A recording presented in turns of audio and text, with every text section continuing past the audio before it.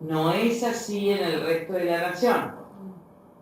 Entonces hay que salirse, como yo me salgo, de todo el juego, porque creo que hay acuerdos con Scioli. Digo, el avión de Brito lo lleva a Sáez, candidato a vicepresidente de Massa, por todos los lugares. Es tal cual como yo les dije, acaban de llamar a indagatoria a Novo, donde hay 200 llamadas de Malena Galvarini y los diarios no lo sacan. Claro. Esto está diciendo que están pagados por Scioli y Massa. Y además, aparte, como todas las radios, todos los medios, en uno está Massa, en el otro está Álvarez, Alberto Fernández, pero así es todos los canales que dan política están todos los del equipo de Massa, todo el día.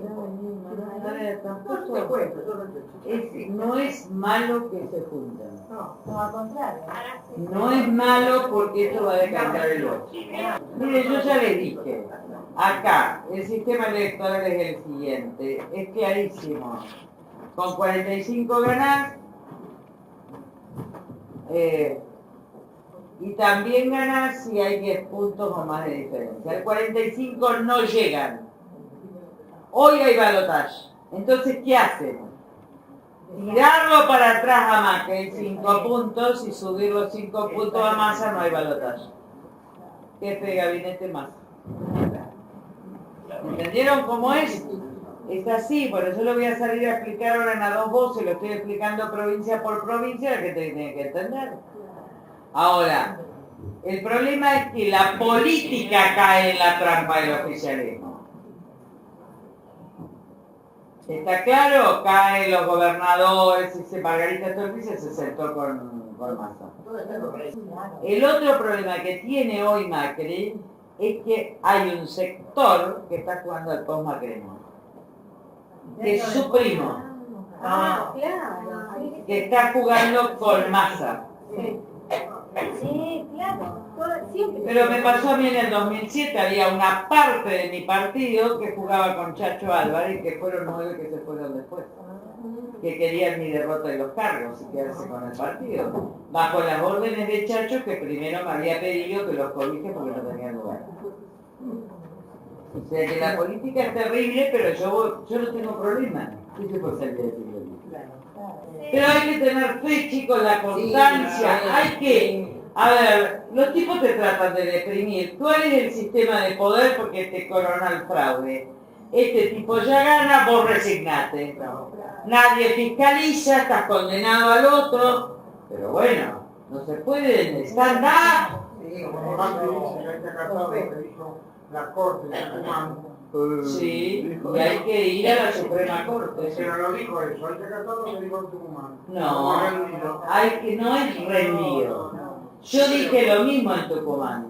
Este pueblo está dividido. Hay un fallo que yo comparto, que hay que tener coraje para dictarlo, que es un precedente enorme en la Argentina, porque habla por primera vez del fraude sistémico, de la compra de votos, y hay una revocación de ese fallo por parte de, y una proclamación por parte del Superior Tribunal de Justicia.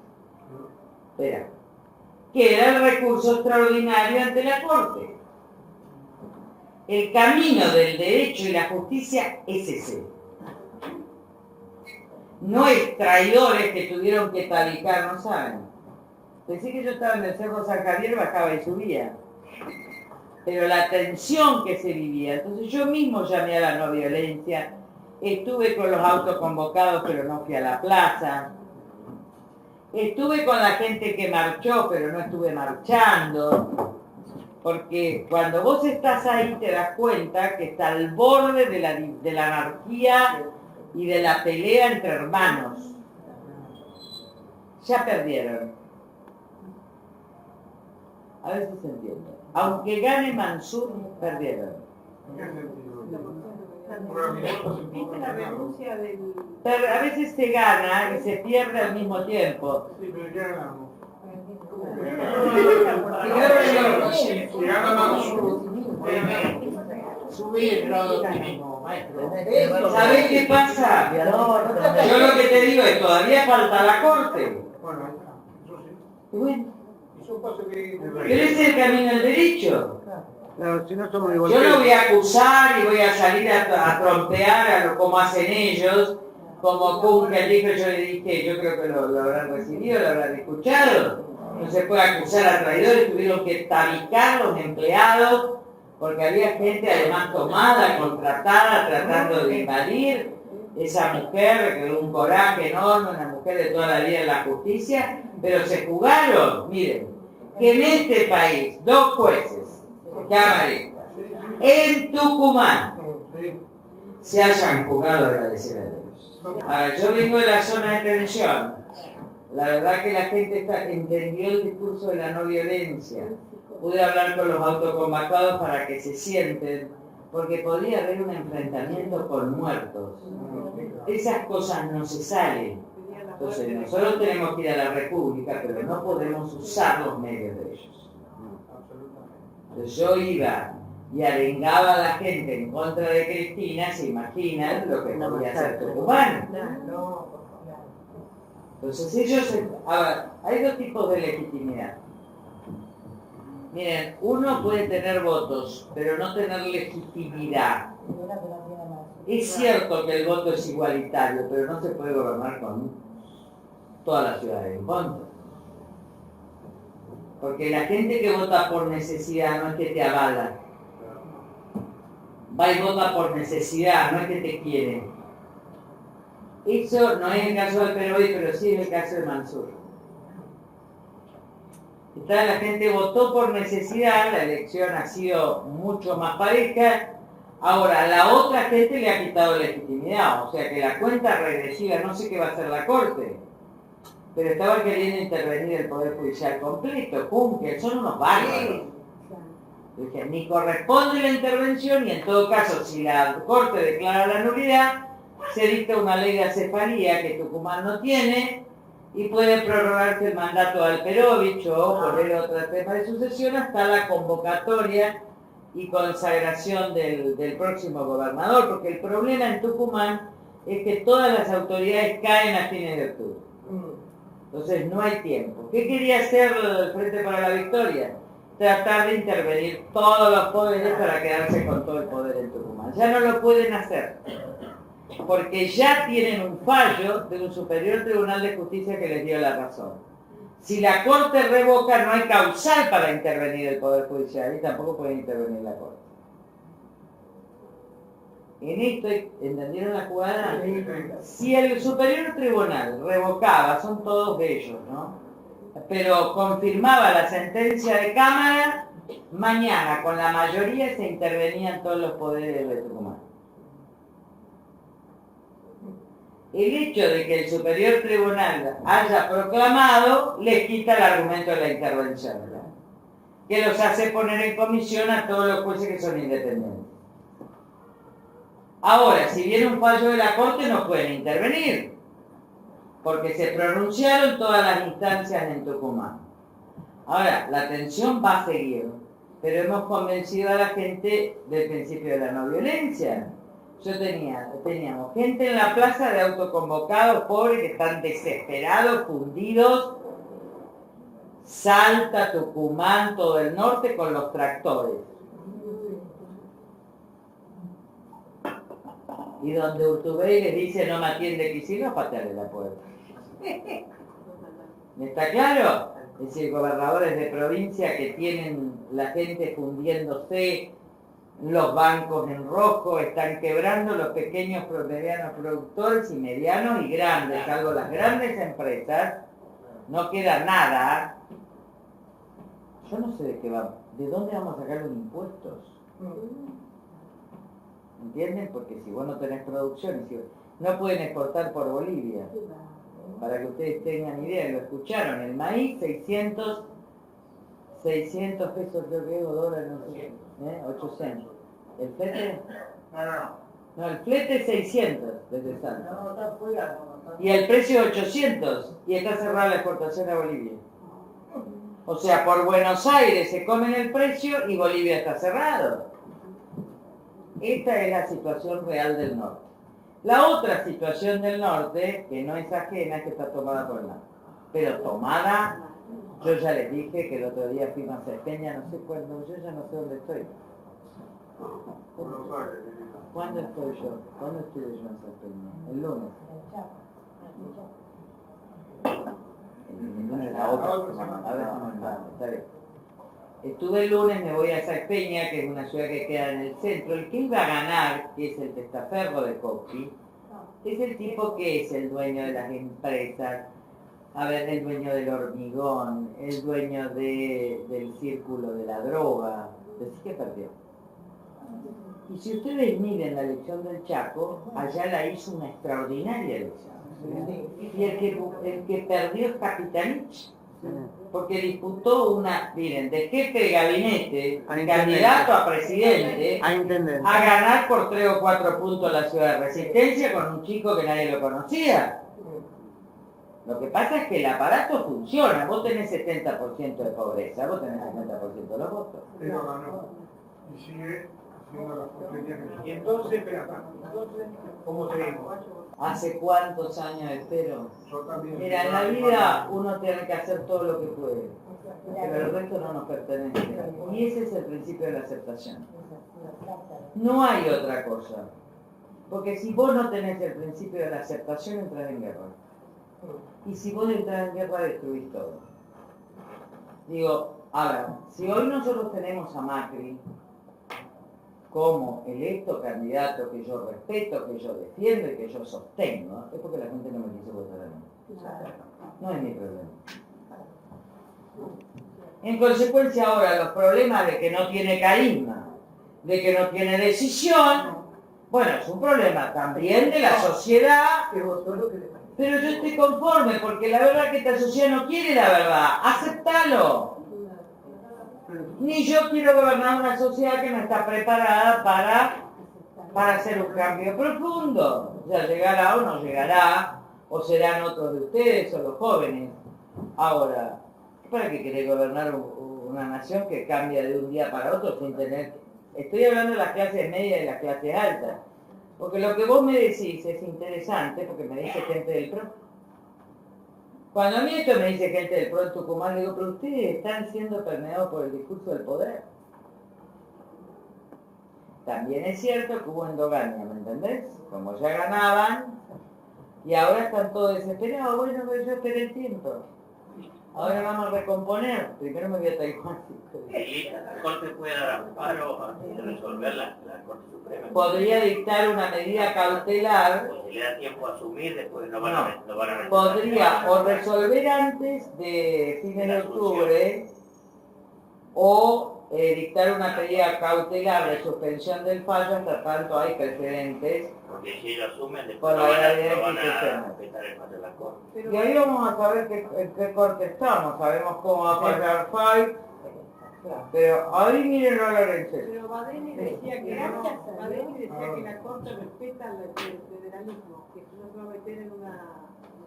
Mira, lo que está involucrado no es el federalismo, porque lo que está involucrado es el derecho al sufragio y a la transparencia electoral y a los derechos políticos de la ciudadanía que están en el Pacto de Derechos Sociales, está porque quien articula no es un partido, sino son particulares.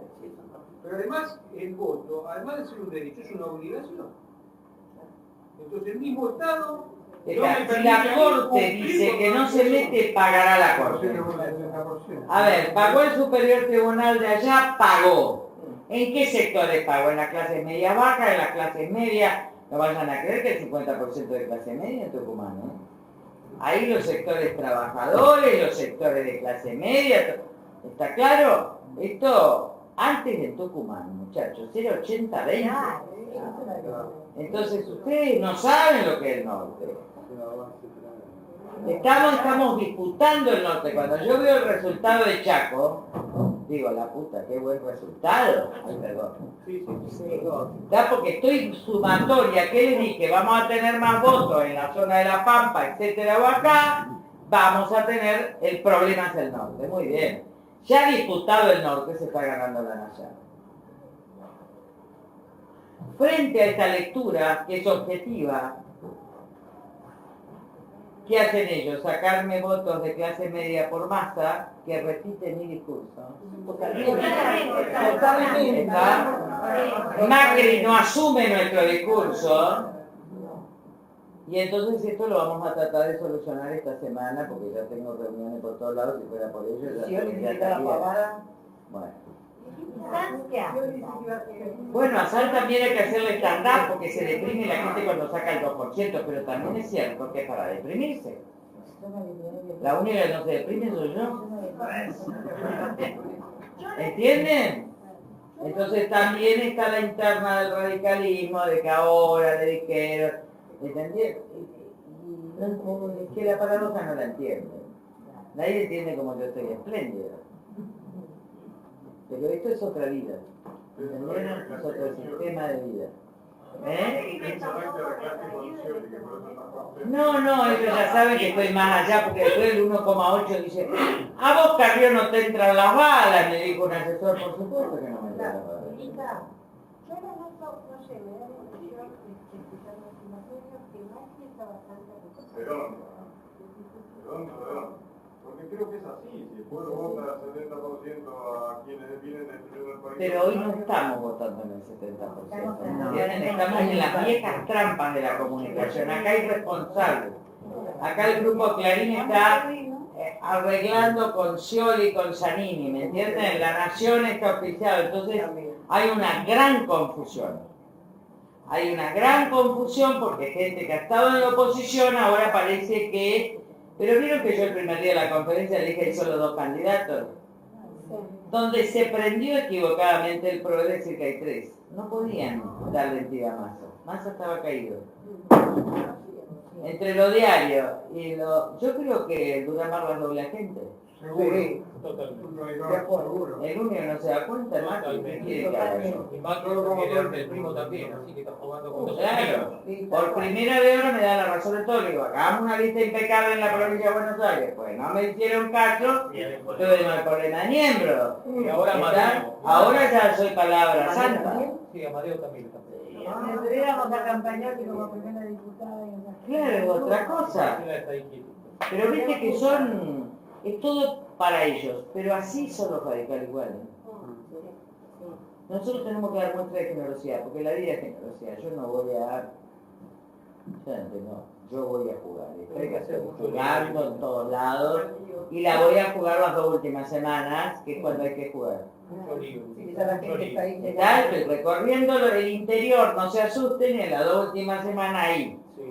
Y, pero además lo voy a reputear a todos.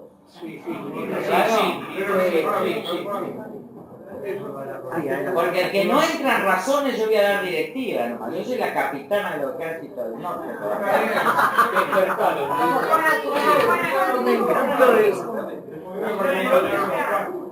Podemos acompañar unos cuantos. Ya, hay que capitana del ejército del norte. Pero voy, mira, las provincias están muy permeadas por lo provincial. Entonces, tuve todos los medios en Tucumán, todos los medios en Salta y después tuve en Formosa. Pero lo que quiero decir es que, ¿saben qué pasa? Hay un centralismo tan potente que el microclima de capital desconoce la nación. El norte está reaccionando. La gente está cansada. ¿Y Milagros Salas qué pasa? Y bueno, si siguen votando como que no votan en Mercosur, que van a querer votar Milagros Salas. Y dentro de 4 años las leyes supranacionales, es decir, superiores, de acuerdo a la Constitución, igual a la Constitución. Y de acuerdo al Tratado de Viena, superiores a la Constitución Nacional, van a decidir el futuro de la Argentina. Entonces, si la gente está pensando en los $7.000, lo van a cobrar todo lo del Frente para la Victoria, al menos que lo cobren los nuestros. Digo, ya renunció a los fueros, ya renunció, estamos en la... Entonces como yo le dije, bueno, ya está miembro, ahora no tienen excusa, yo ahora no hablo más de ningún caso hasta que no lo indaguen a Aníbal Fernández por ser jefe del narcotráfico y por la muerte del tipo de crimen. Pero lo que pasa es que mucha gente que es candidata, ay, tiene que ir al lado, y van a hablar eso. Bueno, eso es lo que se nota con los radicales, están calladitos. Como vos decías, porque van por los Porque lados. están en los dos lugares. Hoy por mí, mañana por ti. Porque están en los dos lugares, muchachos, y nunca dejaron de estar en los dos lugares, ¿entendieron? Lilita, ¿qué hace esa denuncia que hizo la Patricia Burri? ¿De qué? Ayer De la todos los reunión medios, de- Patricia Burri diciendo del trato que hay entre Massa y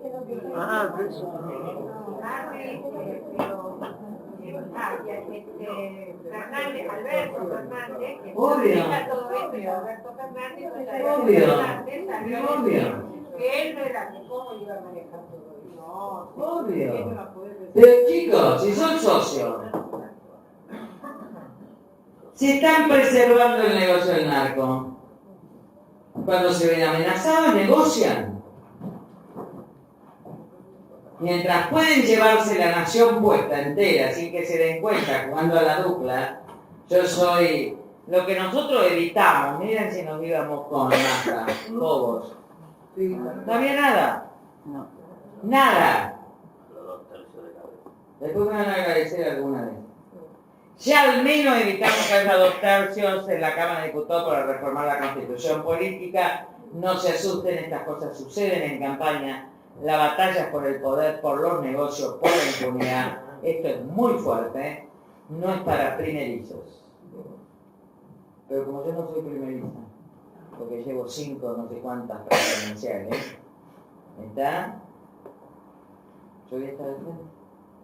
¿Qué le falta? Dice, no, vos tenés que acompañar porque vos tenés el carisma, vos tenés la fuerza, vos tenés el programa. Ah, está todo bien, le digo, se hubieran acordado antes. Pero ahora me encanta, me ayudar, a mí, jefa del Ejército del Norte, me encanta, yo empiezo a trompear, que me trompee, no se preocupe. Pero hay que ordenar una sociedad confundida. Ahora, ¿quién la confunde? El poder. ¿Quién más la confunde? Los diarios llamados independientes opositores. ¿Por qué la confunden? Porque hay mucha plata, muchachos. Empiecen a escribir al Clarín, empiecen a escribir a La Nación, ¿a qué están jugando? Y las encuestas. Y ahí van a cambiar. No, la encuesta poliarquía, que es la de Scioli, no mueve el amperímetro. O sea, la gente le está exigiendo más cosas a Macri, pero no se corre. ¿Está claro? No se corre. Pero todo es porque... Pero y en segunda vuelta, ¿con quién vamos a tratar? Si Massa se acabó Scioli. Los votos no se pagan. Los votos son de la gente. Puede salir tanto Gallareta, ya les dije desde el principio, son 3 puntos para atrás, 3 puntos para adelante. Lo que pasó en Tucumán es muy bueno para la Cámara Nacional Electoral. Porque cada vez tienen menor posibilidad de fraude y nosotros tenemos que salir a la calle ese día si hay fraude. Que es lo que yo vengo diciendo. Le hicimos caso, Lidita, decían los tucumanos. Si hay fraude, a las 6 de la tarde en la calle. Que es la única forma de contrarrestar que al menos se cuiden. Que al menos se cuiden porque están expuestos. Bueno, no me pregunten más. Voy a empezar a hablar de filosofía, punto y aparte. Descubrí la cuestión, yo voy a viajar, la semana que viene no voy a estar, yo les presento a David. Ya estuvo otra vez. Allá estuvo, Sí, sí. él me va a ayudar a mí en este año y el año que viene en toda la parte de filosofía. Contale vos el estudio, ¿cómo es que tenés el centro ese? Vinato. A ver, contá un poco porque David es bárbaro. David no Bueno, los que ya nos conocemos, les había contado que trabajo hace algunos años en un espacio que se llama Dinatos, que lo que trata es de recrear el viejo gimnasio griego, en donde uno trataba de, en el mejor escenario, estimular las ideas en una sala y en la otra sala, pues son espacios que tienen 2 salas siempre, trabajar el cuerpo. Dentro de lo que es el ámbito de la filosofía, y tiene mucho que ver con algo que vemos acá, digamos, en el siglo XVII se dirime y se disputa en algún sentido lo que va a ser la agenda de la filosofía moderna.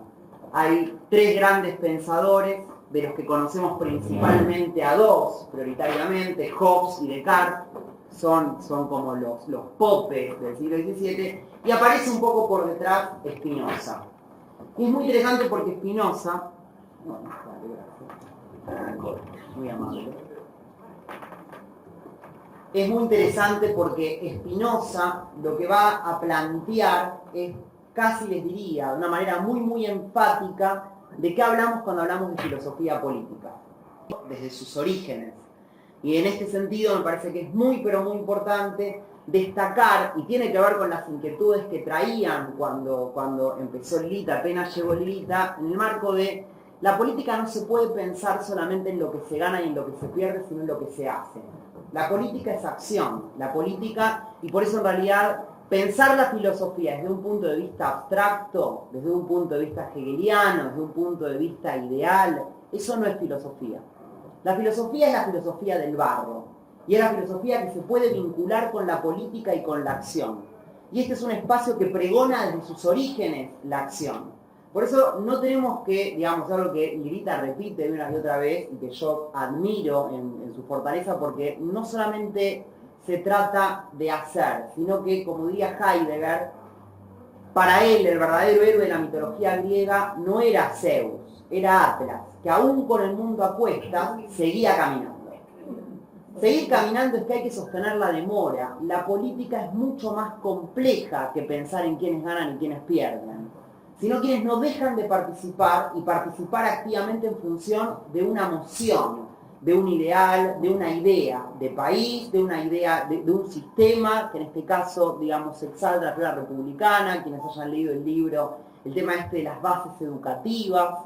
Entonces, en el siglo XVII esta agenda se desprende de la filosofía de Spinoza. Spinoza piensa por primera vez en su tratado político la estructura asamblearia.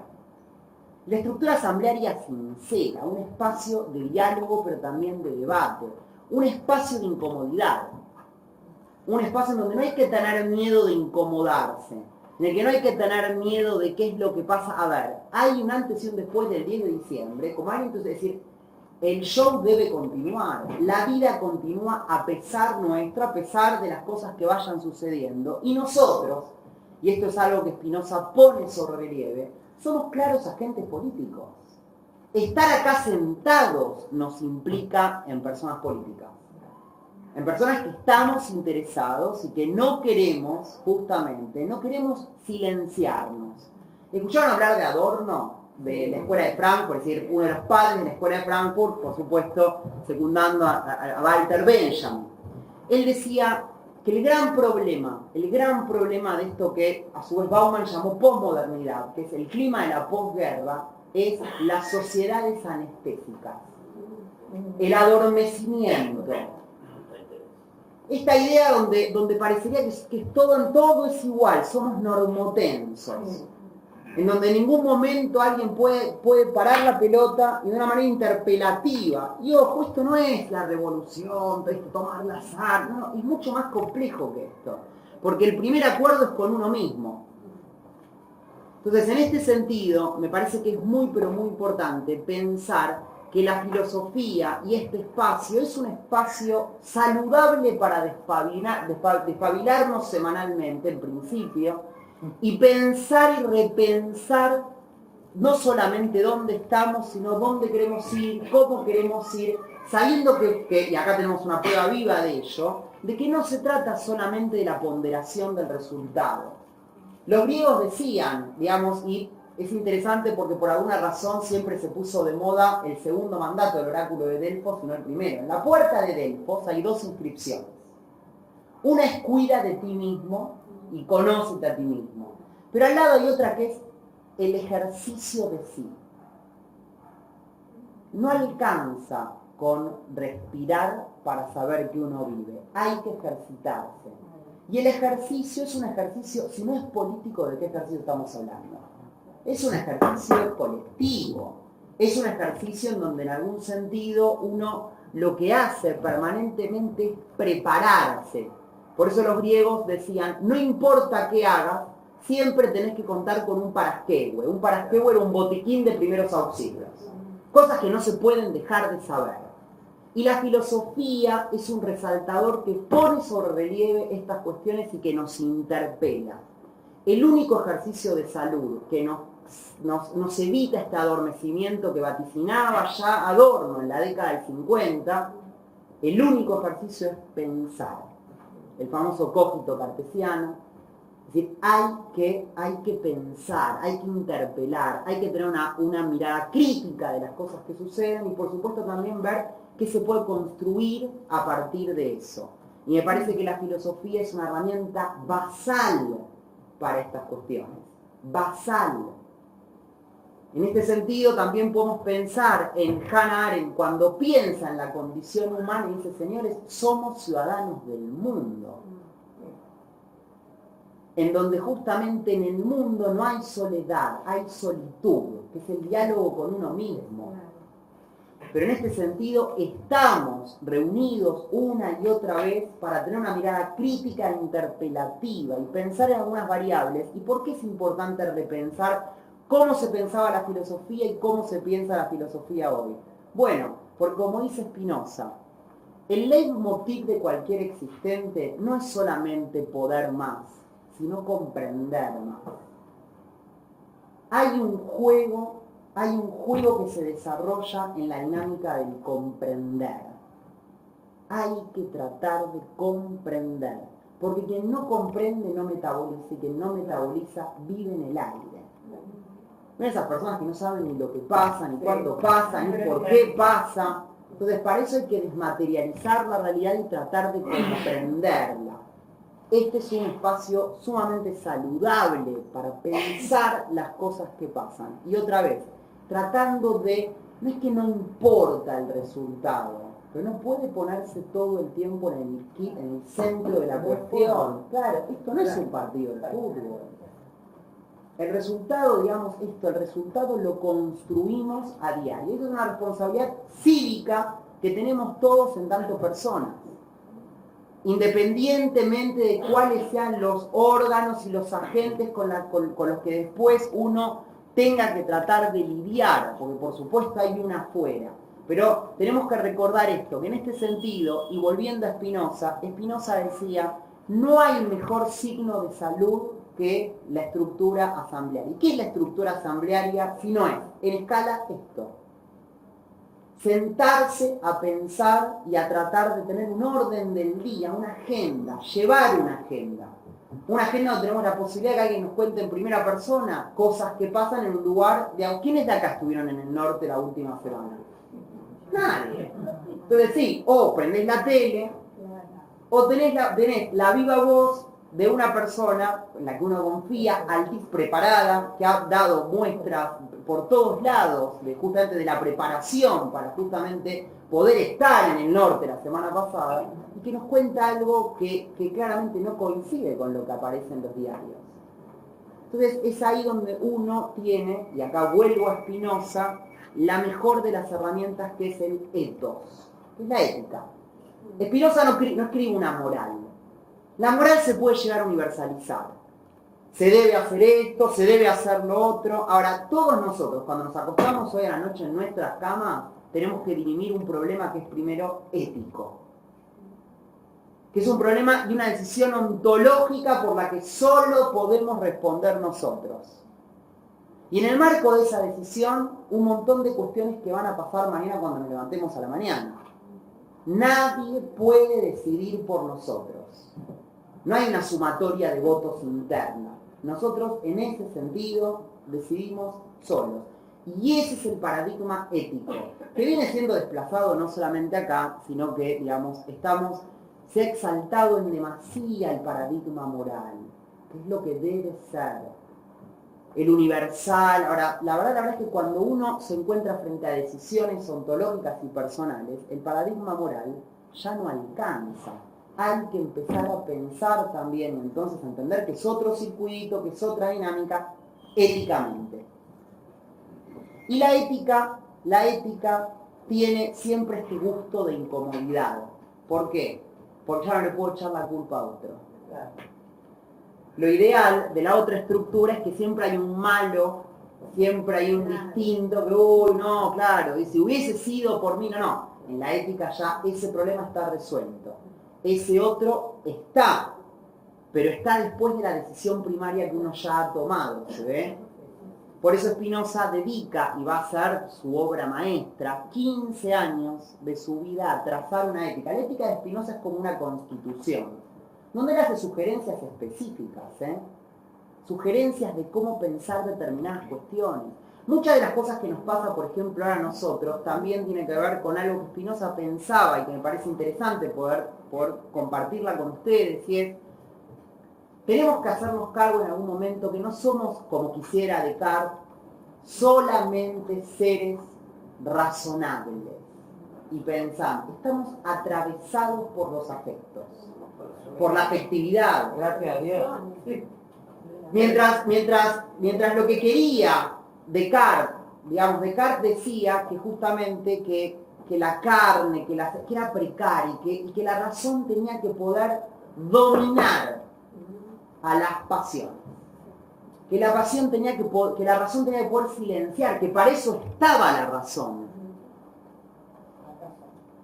Spinoza dice, pero pará, las pasiones son inherentes al hombre, forman parte de la naturaleza. Entonces lo que dice es, imperium no, moderatio.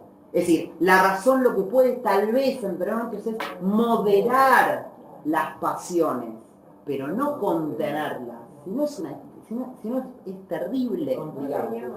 Es contra la naturaleza. No seríamos personas. Entonces acá Spinoza dice, ¿qué lugar le damos también? No solamente a lo que pensamos, sino a la sensibilidad que nos genera las cosas que también suceden y acontecen.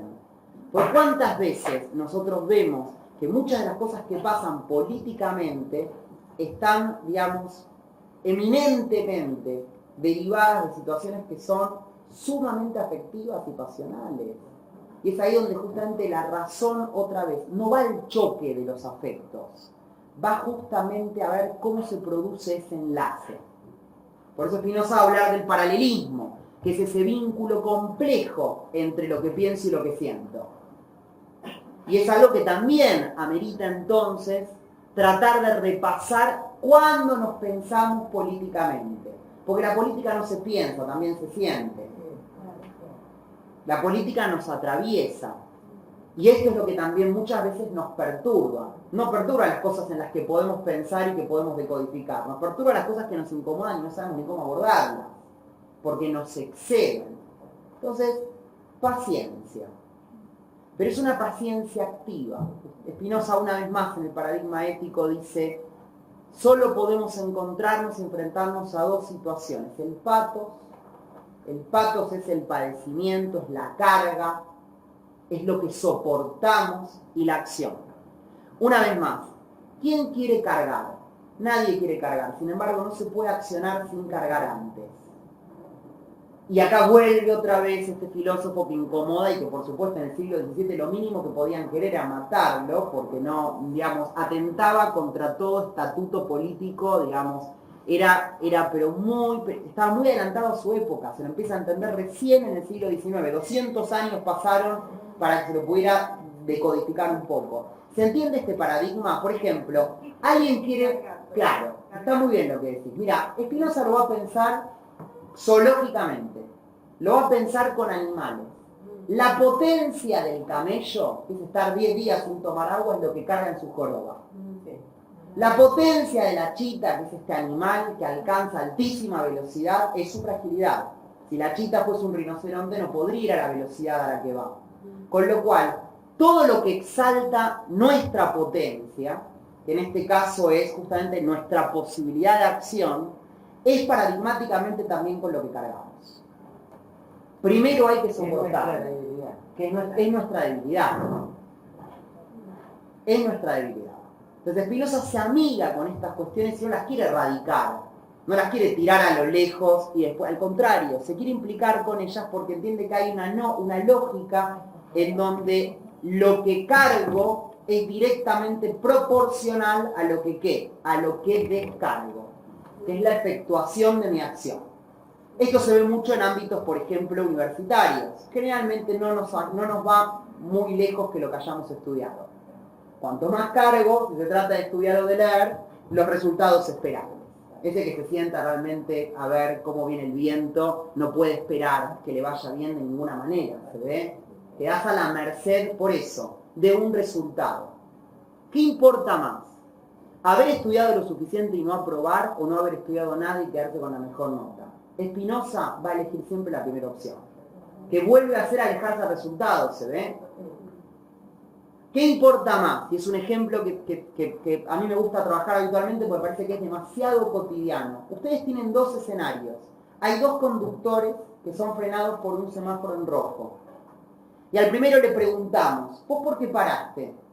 Y el primero responde, bueno, porque si cruzo me hacen una multa que vale como 2.000 pesos. ¿Esa pregunta o esa respuesta es correcta? Claro que sí. Está muy bien. Y al segundo le preguntan, ¿y vos por qué paraste? Bueno, porque si paso en rojo puedo lastimar a alguien y lastimarme yo. Los dos hacen lo correcto, pero otra vez, ¿ven que no alcanza con hacer lo correcto? El segundo comprendió el derecho vial. Cuando uno comprende, entonces, la obediencia pesa menos también. No, el problema no es obedecer o no obedecer. El problema es saber por qué hacemos lo que hacemos. Respetar la ley. Por supuesto. No avances porque está cansado. En tanto y en cuanto en este sentido, o producirla por los instrumentos adecuados. Si de pronto uno entiende que una ley está vetusta o ha quedado, digamos, en este caso, desarticulada de las costumbres y de los hábitos actuales, ¿se ve? Pero fíjense como siempre entonces, la cuestión es pensar que vivir es un poco más difícil. El ejercicio político nos enfrenta a esta gran dificultad. El resultado es una parte que muestra siempre un lugar de la escena. Ahora, la política, de verdad, corre por debajo de la tierra. No es la que solamente se ve. La política, de verdad, es quien se levanta todos los días a la mañana y traza una gente y otra vez. No mientras le duró el entusiasmo durante 2 o 3 meses, 2 o 3 años. Es quien hace eso un ejercicio casi, digamos, existencial. Ahora, lo que me parece que es importante que podamos ir descerebrando juntos es, bueno, ¿cómo se construye una identidad política? ¿Cómo se piensa la política y de qué hablamos cuando hablamos de política? Porque muchas veces creemos que político es solo lo que vemos en televisión. Y muchas veces está casi, les diría, en las antípodas de la política cierta. No es un problema de visibilidad y de invisibilidad. Otra vez, es un problema de relación con la acción.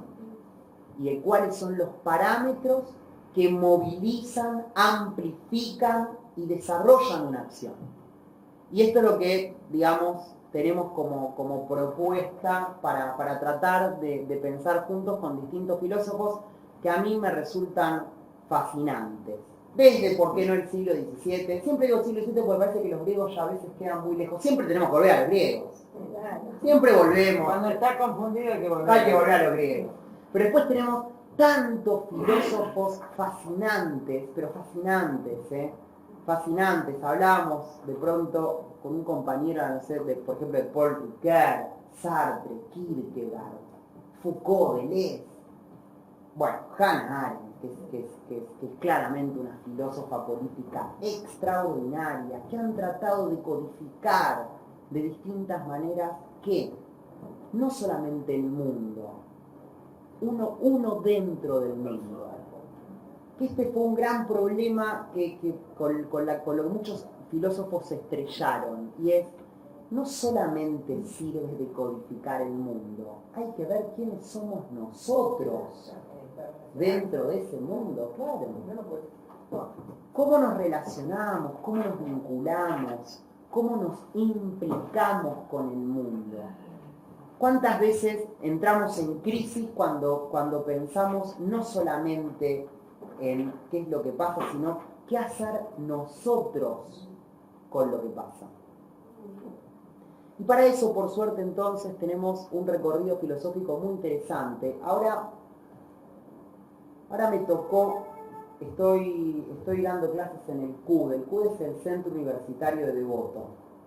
Y la verdad es que no me imaginé que aprender más de los que estaban ahí. Es muy denso el ambiente. Y me toca pensar a otro filósofo que se llama Karl Jaspers. Y estuve trabajando sobre el problema de la culpa. Ese libro es maravilloso. Ese libro es maravilloso, creo que se consigue, ¿no? Lo encuentran. Es alta casa, lo podemos pasar por... ¿Cómo se llama el libro? Ya ha vencido el tiempo también, Sí. Sí, es la culpa. Así se llama la Jasper, sí, de Jasper. Bueno, la culpa. Jasper será el íntimo amigo, un poco más de Hannah Arendt, hay unas cartas que se escriben, su maestro. El maestro Heidegger. Sí. Es el único que se resiste a la Sí, sí. Y él habla de 4 tipos de culpa, sintéticamente, después la verdad que léanlo. Siempre que se reconoce la culpa política, la criminal, la política. Hay 4 culpas, la criminal, que es la más clara. Otra vez, nadie discute la culpa criminal. La culpa política. Salvo en Argentina. Para todos somos distintos. La culpa también entonces política, ¿por qué no? Pero después tenemos las 2 culpas que vienen de dentro hacia afuera y no de afuera hacia adentro, que son las culpas invisibles. La moral, lo va a llamar Jasper, y la que más nos interesa, que es la que nos deja dentro a todos, que la va a llamar la culpa metafísica. Y es la responsabilidad que tenemos solo por existir, solo por estar. Claramente hay como una especie de volumen y de gradación en la culpabilidad, desde la criminal a la metafísica. Pero la metafísica es esa en la que nadie se pudo hacer, como diríamos nosotros, el sonso. Nadie pudo decir, ay, no, yo no sabía. Ahí está el tema de la indiferencia. El mal se construye con el silencio de los buenos. ¿Qué hice yo? ¿Qué estaba haciendo yo cuando todo sucedió? ¿Dónde estaba? ¿Qué estaba haciendo? Claro, vos decís no sabía, pero hay algo que siempre está, pero ¿dónde estaba yo es la pregunta? Por eso si estás siempre en la acción, aún así, vos estuviste. Esta es la pregunta que después es un recuerdo imborrable. Cuando todo sucedía, ¿dónde estabas? ¿Distraído? Y ahí está el problema. Y creo que este es el problema de la Argentina. Que siempre los hechos, la semilla, no se encuentra distraída. Como decía la Oye, si no atacás el germen, vas a desarrollar el árbol. El fue argentino es eso, ¿no? Pero el tema es que nosotros vemos el resultado después y ahí nos aterramos. Pero mientras estuvo el germen no prevenimos. Por eso no somos una sociedad enferma. A mí me decía un médico que hace 45 años vive en Nueva York y estuve en un congreso de no sé qué, porque había miles de congresos en Tucumán, y me dijo, gracias por mantener la sanidad. ¿Entendés? Gracias, un poco lo que él dice, gracias por poder pensar en medio de tantas pasiones encontradas, que es una forma de la acción. El pensar ya es una forma de la acción. Eso lo dice Hannah. Sí, lo dice Hannah. Sí. Hay una anécdota muy interesante, digamos, que incluso la pueden buscar. Hay un artista costarricense que se llama Guillermo Vargas Abacuc. Se escribe con H y como suena. Como el profeta. Sí, se escribe, en realidad es como incluso su seudónimo. Creo que el nombre, digamos, que Abacuc se lo derivó es Guillermo Vargas. Y miren qué interesante, se produce un hecho muy pero muy complejo en Costa Rica en el año 2006. Sencillo pero complejo. Había una quinta que tenía unos alambres, unas alambradas, y decía un cartel lo suficientemente grande: no pasar, cuidado con los perros. Un chico de, por supuesto, una clase social que no era la que defendía esa casa detrás de las alambradas, no lee el cartel y cruza las alambradas y, perdón si era alguna susceptibilidad, es despedazado por los perros. Un muchacho que tendría unos 14 años.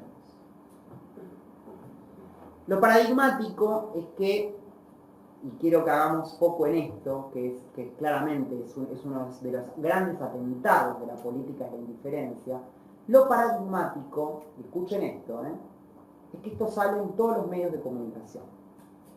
Con lo cual, para que haya podido ser tomado y filmado, esto ustedes lo podrían buscar si quieren, alguien tuvo que presenciar el acto. ¿Sí? Alguien estuvo del otro lado, filmando con distintos dispositivos móviles lo que estaba sucediendo.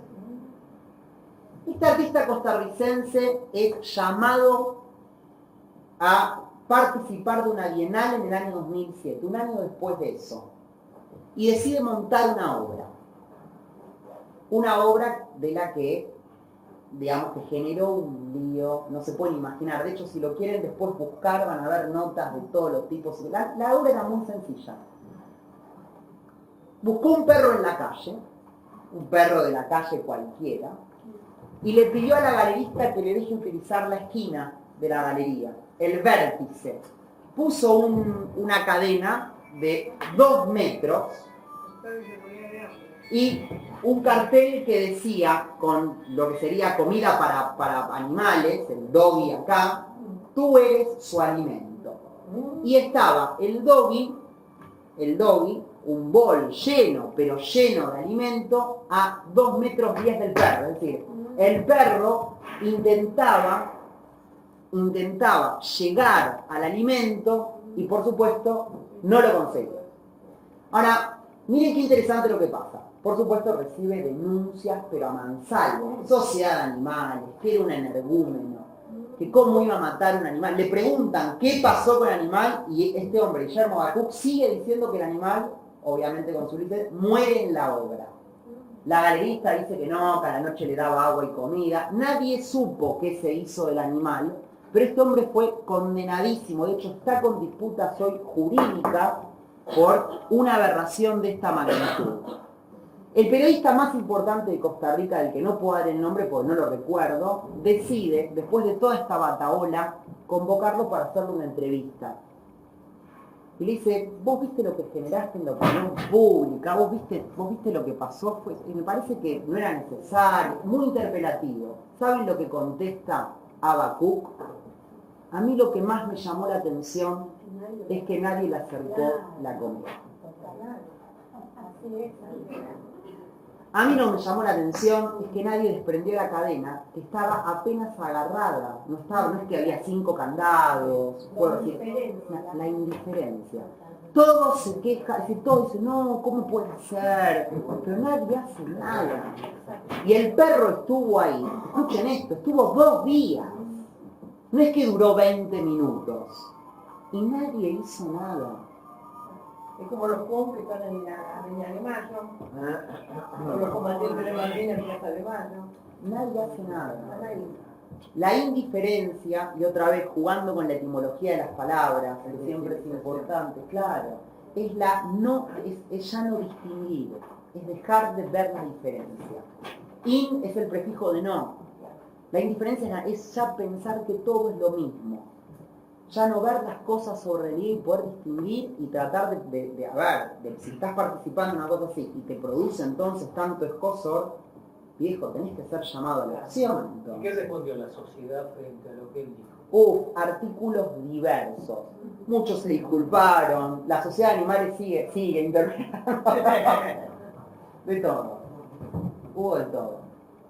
Pero lo interesante es esto, digamos, que lo que queda de todo eso, y es algo que yo estudio mucho en la facultad, digamos, que es uno de mis focos de estudio, lo que queda es que este es uno de los vacilos más peligrosos con los que juega la sociedad moderna. La indiferencia. Acá hace apenas hablábamos de la Segunda Guerra Mundial, la banalidad del mal. Bueno, que tiene que ver con la banalidad del mal, algo habíamos traído cuando yo estuve acá, los que estuvieron, ¿se acuerdan que algo pensamos de eso? ¿Ustedes saben cuántos campos de concentración hubo en Argentina en la dictadura militar? ¿Alguien tiene idea? No, 4. No. Se estima que aproximadamente están en el orden de los 340.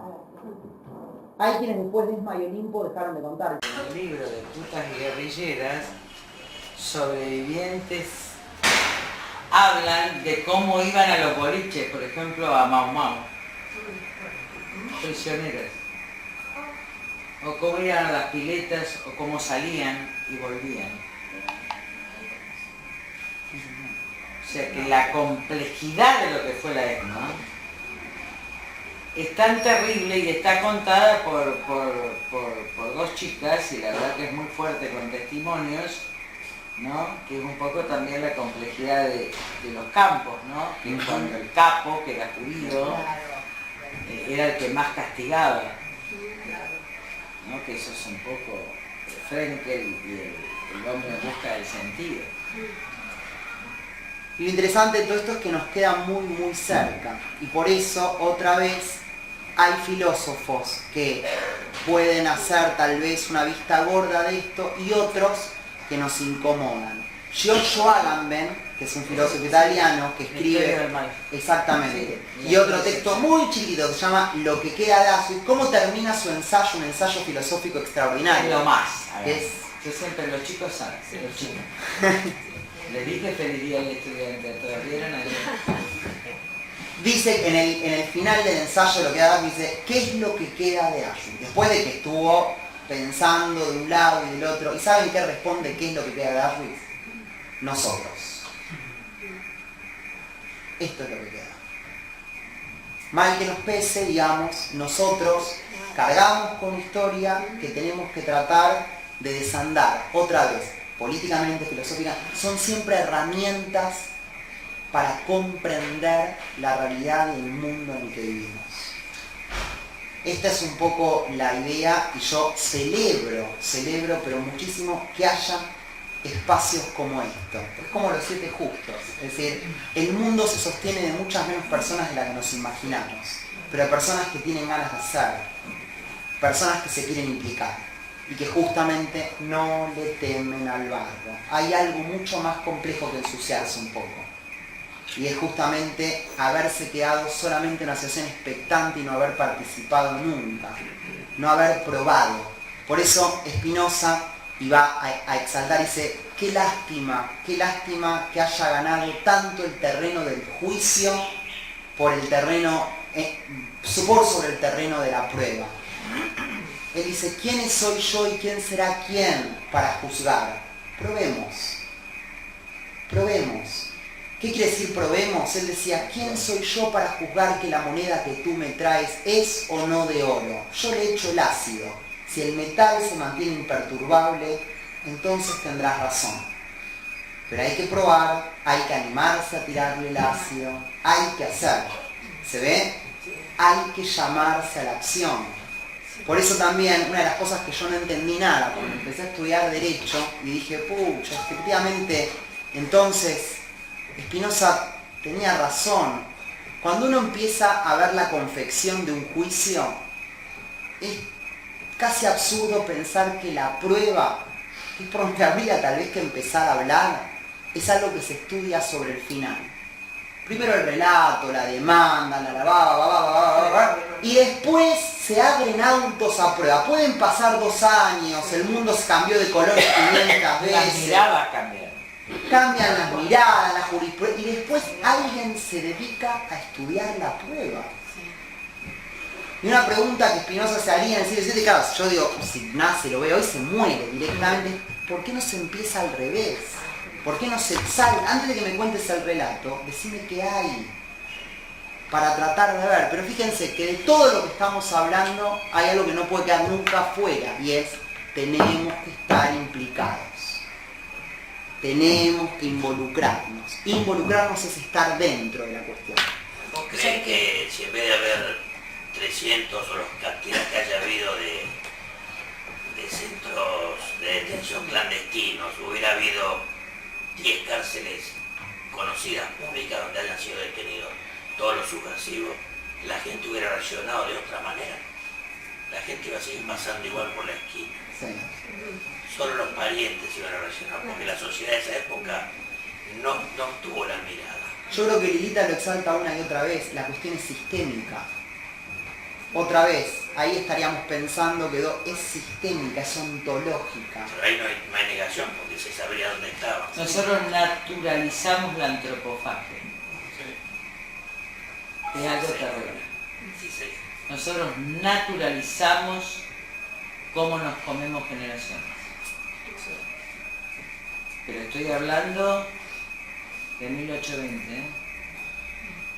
Estoy hablando de las guerras civiles. Por eso hay que poder comprender.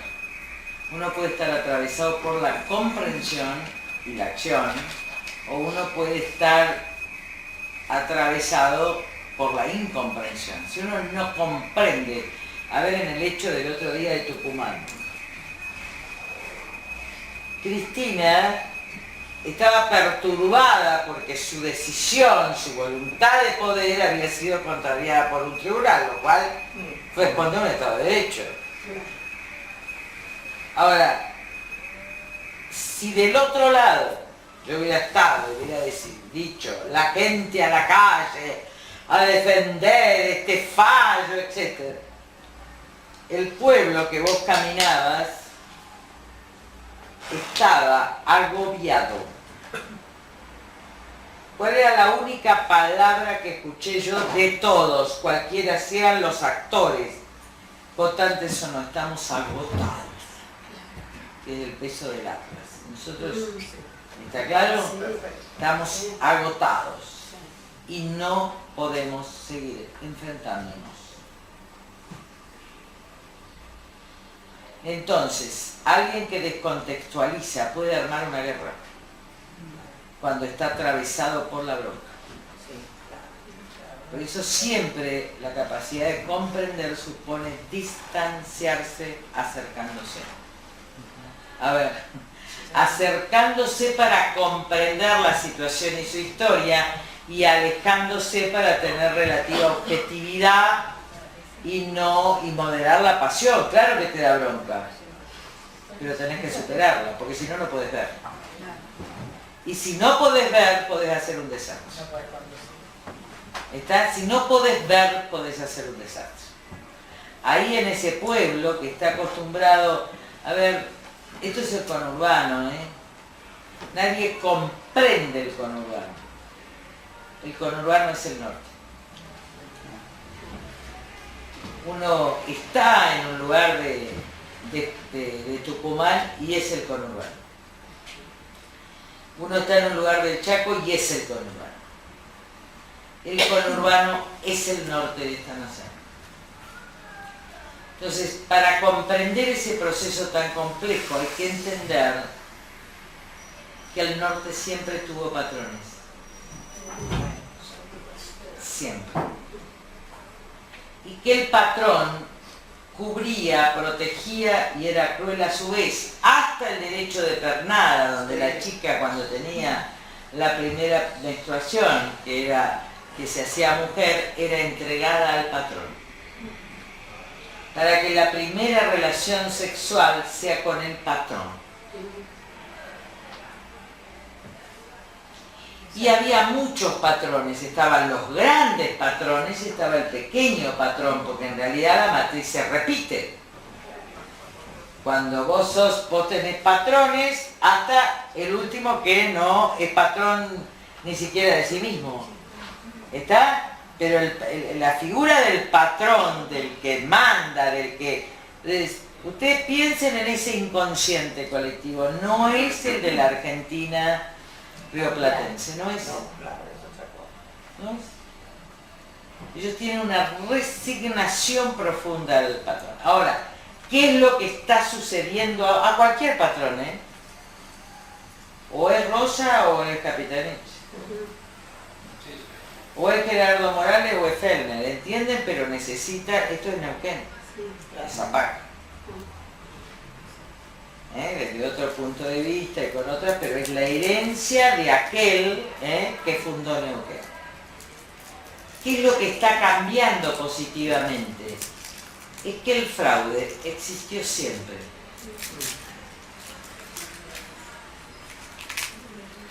La sociedad argentina se sorprende hoy de lo que existió siempre.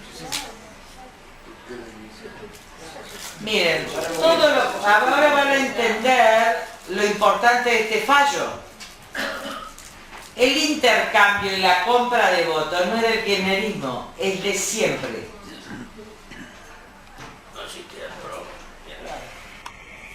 ¿Está claro?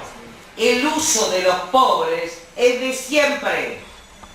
Cualquiera sea el partido, a ver si entienden, es durísimo lo que estoy por decir, salvo Lisandro y salvo algunos otros. ¿Por qué Lisandro se enfrenta con el Partido Radical en Santa Fe? porque le dice ustedes tienen las mismas prácticas que lo que combatimos. ¿Ahí está? Entonces, hoy todavía en el norte, fíjate, naturalizado y de gente que es bárbara, dice, ¿a quién tengo que votar, patrón?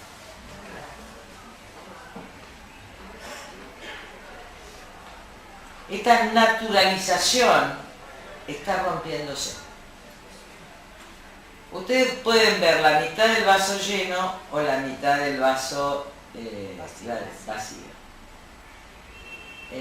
Yo veo la mitad del vaso lleno. Sí, totalmente. Que el norte, que su pueblo, y vi gente de todas las condiciones sociales, diciéndome, Lilita, yo salí como pueblo porque yo vi el fraude.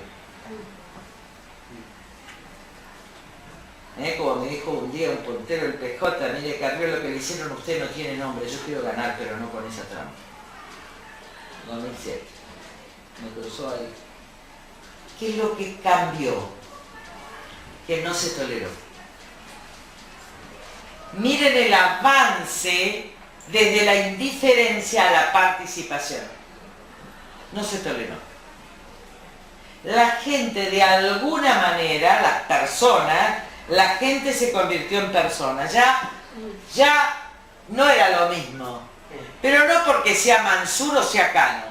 No era lo mismo porque se sintió estafado en su capacidad de voto y salió a la calle. Esto en Tucumán, es cierto, Tucumán estaban los diaristas. De hecho, los testimonios de las personas que aparecen en el programa de Lana Tantor, eso era impensable. Que alguien pudiera hablar delante de un micrófono. Impensado. Miren, yo estuve en el Chaco, en el centro, y había personas que se acercaban y me abrazaban, y la que estaba, o la madre, o quien sea, se corría para no salir en la foto del miedo. Claro, seguro. Decir, lo que está pasando en Tucumán es que de esa indiferencia y de esa naturalización ya hay una intolerancia. Milita, la mayoría de las encuestas daban que el pueblo quería la elección de nuevo.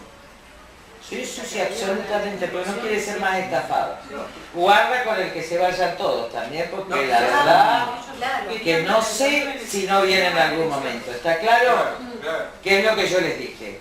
A ver, por eso hay gente que está desencantada, pero está desencantada porque no quería ver. Ahora ustedes entienden por qué yo lloraba para hacer el acuerdo. ¿Está claro? Lo único que uno salva es la posibilidad de que el Estado sea democrático, no autoritario, que pueda haber asamblea, que pueda haber debate, que pueda haber fijación de agenda y no que se lleve. Ahora, el norte reaccionó. Y creo que reaccionó no solo por el voto, reaccionó porque se sabe, ya se siente la toma por narcotraficantes y poderosos. Ya es un sistema que excede, no estoy hablando de Santiago. Santiago necesita siempre un Juárez, a tal punto, miren lo que les digo, que dicen que este hombre, el radical, este Zamora, es mucho peor que Juárez. Y sin embargo lo vota el 80% de las personas, lo cual supone que no lo vota solo. Que esto ocurra en Tucumán, yo vi transformada Tucumán porque Tucumán tiene un germen muy interesante, fue el germen de la República y el lugar de explosión de una cultura, es el lugar de Alberdi, es el lugar de Avellaneda, es el lugar de Roca, es el lugar... Tucumán era un lugar, yo lo conocí hace 40 o 50 años y Tucumán no tenía nada que ver con lo que soy. ¿Está? Entonces ese inconsciente cultural aflorado de alguna manera, todavía sigue siendo rica, muy elitista en algunos aspectos. Me tocó estar, que después lo pueden hablar, me parece la clase que viene, pues les encantó el profesor, ¿no? Sí, ya nos gustaba en la clase anterior. Ahora va a estar conmigo y me va a acompañar porque David es lo más. Me tocó estar, yo me metí en el Cerro San Javier, allá arriba, porque yo tengo que estar arriba y bajar y subir. bajar fue terrible entrar en el centro. Vieron que yo tengo la percepción, entonces no saben lo que era. Era como si una cosa oscura me tomara una tensión. Entonces le dije, mira, hice después de la presentación del libro que había 500 personas en un lugar afuera, porque trataba de preservarme. Ahí es cuando dije el llamado a la no violencia, ¿entienden? Porque yo sentía que eso en cualquier momento, ¿te imaginas los empleados judiciales tabicando, llamando traidores? Era una escena que yo nunca la vi, pero que está en el inconsciente colectivo de la Argentina. Un poco la quema de la iglesia, ¿me entienden? Sí.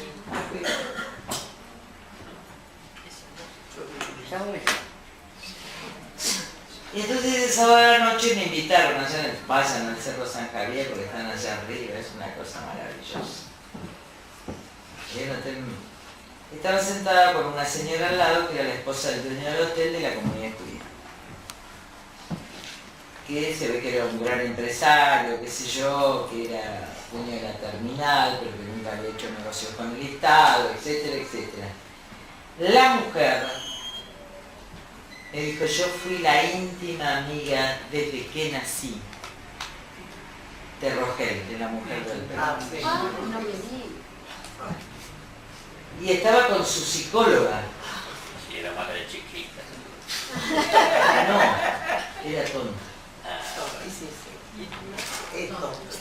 ¿Entienden? Había tenido todo, dice que la familia de Alperovich, su padre, había sido un hombre respetable de la comunidad, había hecho mucho dinero. Sus hijos, ella es madrina de unos y de otros, han veraneado juntos. Y la mujer está viviendo la crisis como una traición terrible, de un dolor terrible que no puede superar. Porque es la amiga de su infancia. Pero no puede entender en qué se convirtió. ¿Entienden? Que es un tema que también hay que verlo. ¿Cómo si vos no trabajás y no haces, podés ser el otro, el que no querés? Dice que cuando asume Alperovich, que eran muy amigos, se imagina que veraneaban, etc. A mí me ha pasado con gente ahora. Cuando lo veo al chico de Pedrini, vieron que dice cualquier barbaridad. Sí. Ese chico se crió conmigo y su padre era mi tío. Yo le decía tío Juan y se creía. Yo no puedo creer, era un chico buenísimo, sé qué le pasó. Cuando lo veo a Mauri Clos, porque este es el gran tema, ¿no? Cómo todo este sistema te va cambiando.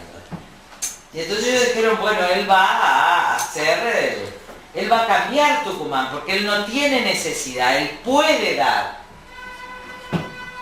Y ahora no lo puede mirar. Y además dice, hasta tengo que exagerar mi oposición, porque si no todavía creen que yo soy él. Pero la mujer estaba desarticulada. Miren a los problemas que lleva esto. Es decir, a las divisiones en la familia que está llevando esto. Entonces el tema de la unidad no es un tema menor. Hay que salir a la ley, hay que salir a la transparencia, pero siempre cuidando que no haya un enfrentamiento, que es lo que se busca. ¿Se acuerdan cuando yo a los chacareros y a los ganaderos los sacaba de la ruta y en realidad Kirchner ejecutaba actos para ponerlos en la ruta y enfrentarlos con Moyano? ¿Recuerdan? Sí.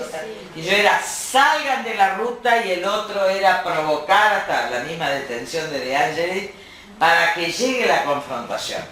Cuando yo me doy cuenta que la declaración de Kirchner, no la escucho, pero cuando habla de la justicia que traiciona, etcétera, de todos los tipos, todo comunicado y que detesta a los pobres, una cosa, la sentencia era correcta y de avanzada, yo me di cuenta que esa mujer tiene la voluntad, guarda, de la división.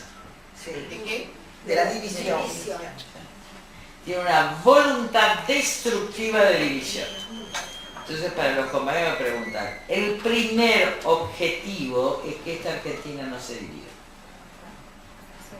Porque además hay muchos intereses internacionales para que la Argentina se divida. Escuchen a Andrés Oppenheimer, es mejor que América Latina tenga pequeños países. si esas sociedades están divididas a un punto de no reconciliarse, hay una gran parte de esta sociedad que va al narco. Es decir, que va a tener la protección, la territorialización, vamos a tener dos estados. Entonces la cuestión es mucho más compleja. Vos no podés trabajar en el medio, no es capital. No es capital. ¿Se acuerdan cuando decían no vayamos a la plaza? Sí. Porque ahí tocás la presidencia. Vayamos, que fue la mayor marcha. Vayamos al obelisco. El camino es la no violencia. Ahora ella está atravesada en este momento, y esto es algo que bueno, ya termina la clase, así que yo los dejo con David, me voy ¿a dónde me voy yo? No sé, a Taiwán. En 5 días, pero ustedes van a trabajar en asamblea con él, que les gusta, que yo quería por eso estar para presentárselo, y va a estar conmigo también el año que viene, y vamos a escribir un libro. Y entonces, ¿de qué estoy hablando yo? No. De la intención de Cristina, tirar el mantel. Claro, que a medida que pase el tiempo, miren, la ida del poder no es fácil. Cuando tuvo tanto poder y... Entonces, en este tiempo que queda, cualquiera sea, cualquiera sea, el estado de ella va a ser peor. ¿Cómo no entendí? El Estado. Va a ser... Claro, es como vos decís, bueno, yo me voy a ir de mi casa dentro de 5 meses. Pero vos estás en tu casa. Sí, claro. Me voy a ir de mi casa y voy a dejar todo en 3 meses.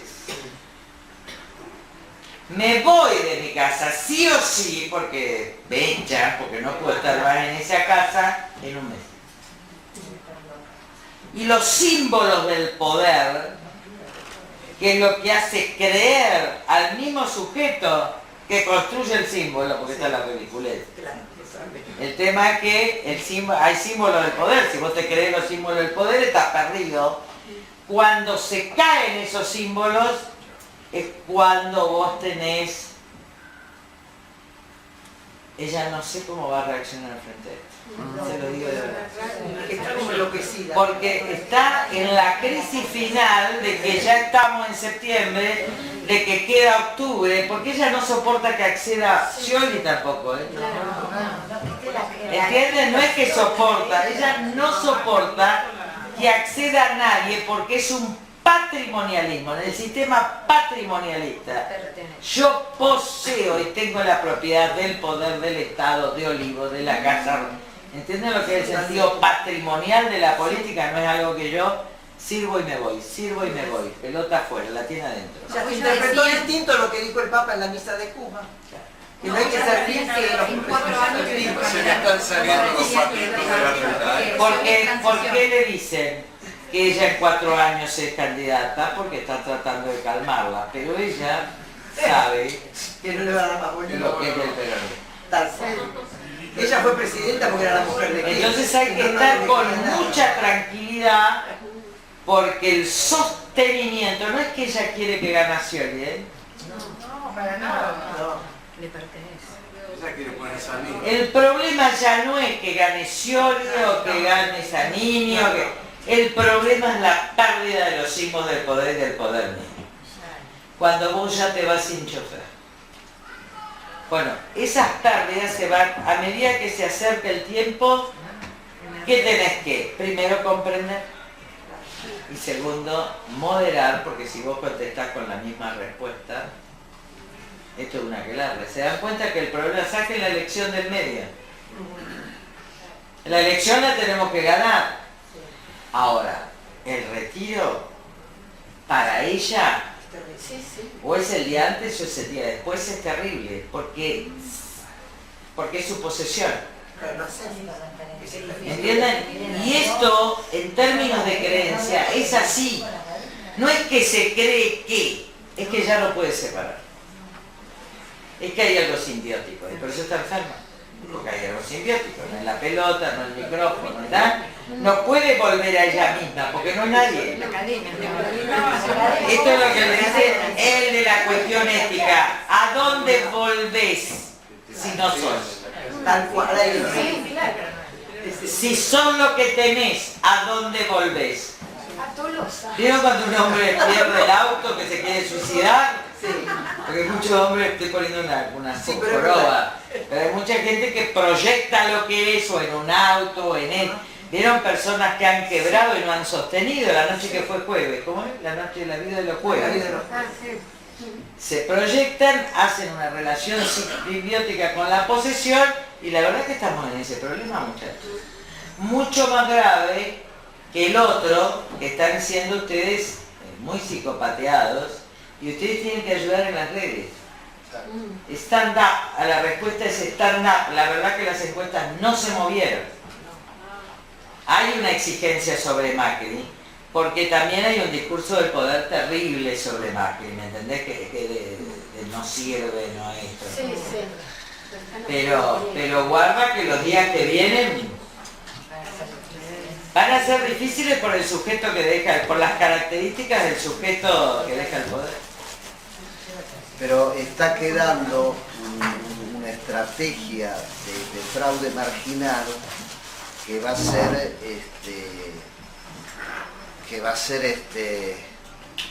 de soporte para que ese 3-4% lo van a manejar en este sentido. Por eso usted tiene que convencer que nadie vote a Margarita. Claro. Si sé que va a haber debate, va a Pero no por Margarita, que ganen las elecciones si quieren 2 años. Claro. Acá 4 puntos son vitales. Igual, lo van a 3 usar. puntos son vitales. Y también eso tiene que ver con la irresponsabilidad del voto, decir al final, bueno, yo salvo. Sí. Un par de diputados. Lilita, Don Bosco decía Corte boleta. que el triunfo, la victoria de los malos es el fruto de la cobardía de los buenos. Así es. Macri del cambio. Así es. Lamentablemente. ¿Por qué Macri no le propone a Scioli debatir en vivo en 6, 7, 8, por ejemplo? Si es fácil ganar un debate así. Porque no se anima. Le da todo el handicap y no se anima. Que tampoco Scioli se anima, ¿eh? No. ¿No ves que Porque ellos son sujetos de comunicación. Ya estuvo enfermo con ataque de depresión. Scioli se desmayó. No, porque Scioli está muy empretado, muchachos, porque lo tienen acorralado. Tiene un juicio por enriquecimiento ilícito brutal. Pero van a empezar a hacer Todos en el horno. ¿Vos te la imaginás entregando teniendo la... Vamos a vivir una crisis. Vamos a vivir una crisis. Vamos a vivir una crisis. La última. ¿Con cuál quieren empezar? ¿Con qué filósofo? ¿Con Espinoza quieren empezar? ¿Con cuál quieren empezar? Lilita, ¿te puedo decir algo? No, ya está. Sí. David. David. Muchos Con CEO.